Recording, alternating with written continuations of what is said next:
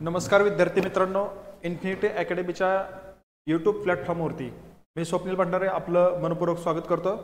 मित्रांनो, महाराष्ट्र लोकसेवा आयोगामार्फत संयुक्त पूर्वपरीक्षा गट क याची पूर्वपरीक्षा झाली, त्याचा रिझल्ट लागला आणि त्यानंतर मुख्य परीक्षेसाठी पात्र असलेल्या विद्यार्थ्यांकडून अर्ज मागवण्यात आले। आता अर्ज मागवण्यात आल्यानंतर मित्रांनो त्याची काही शेवटची तारीख दिली होती अर्ज भरण्याची, ती शेवटच्या तारखेला त्यांनी महाराष्ट्र लोकसेवा आयोगाकडून मुदतवाढ देण्यात आलेली आहे।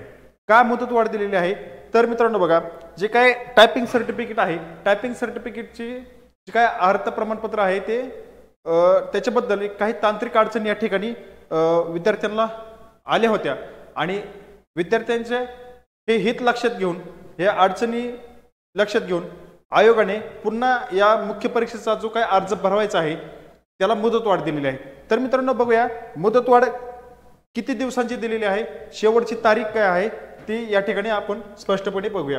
हे बघा, प्रसिद्धी पत्रक आयोगाने या ठिकाणी काढलं आणि त्याच्या माध्यमातून त्यांनी ही मुदतवाढ या ठिकाणी दिलेली आहे। बघा, अर्ज सादर करण्याच्या दिनांकास मुदतवाढ म्हणून हे प्रसिद्धी पत्रक आहे। महाराष्ट्र गट क सेवा मुख्य परीक्षा 2024 अधिसूचना।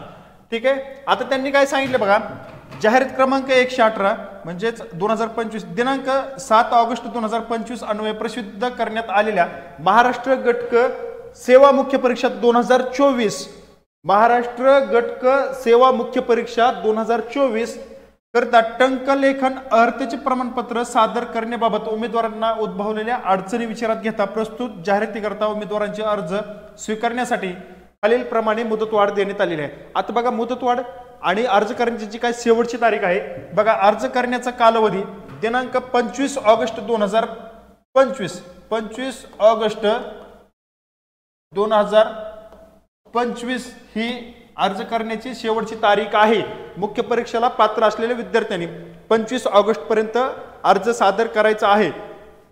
त्यानंतर मित्रांनो, जो काय ऑनलाईन पद्धतीने विहित परीक्षा शुल्क, जे काय परीक्षा शुल्क भरण्याचा जो दिनांक आहे तो सुद्धा 25 ऑगस्टला संध्याकाळी रात्री 12 वाजेपर्यंत तुम्ही ते शुल्क भरू शकता। रात्री 12 वाजेपर्यंत तुम्हाला शुल्क भरण्याची वेळ आहे। त्यानंतर चलनाद्वारे जर तुम्हाला शुल्क भरायचं असेल बँकेमध्ये तर तुम्हाला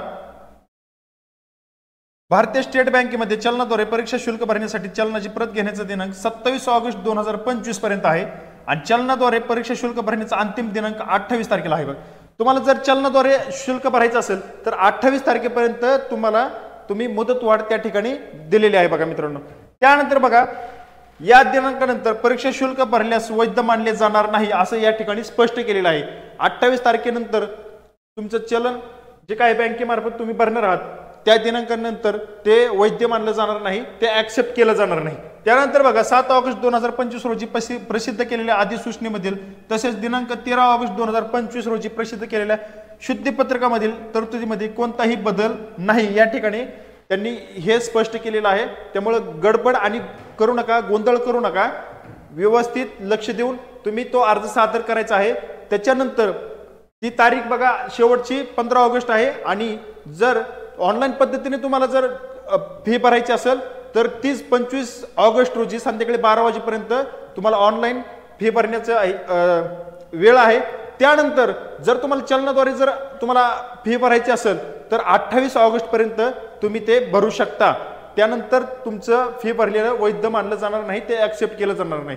चला मित्रांनो बघा, ही आयोगाने दिलेलं हे जे काही नोटिफिकेशन आहे मुदतवाढी संदर्भात, अर्ज करण्याची मुदतवाढ त्याबद्दल आहे आणि तुम्ही वेळेत व्यवस्थित न चुकता अर्ज भरा। तुमची एक चूक तुमचं खूप नुकसान करून जाऊ शकते, त्याकरता हे नोटिफिकेशन मी आपल्यापर्यंत पोहोचवण्याकरता या व्हिडिओच्या माध्यमातून आलेलो आहे।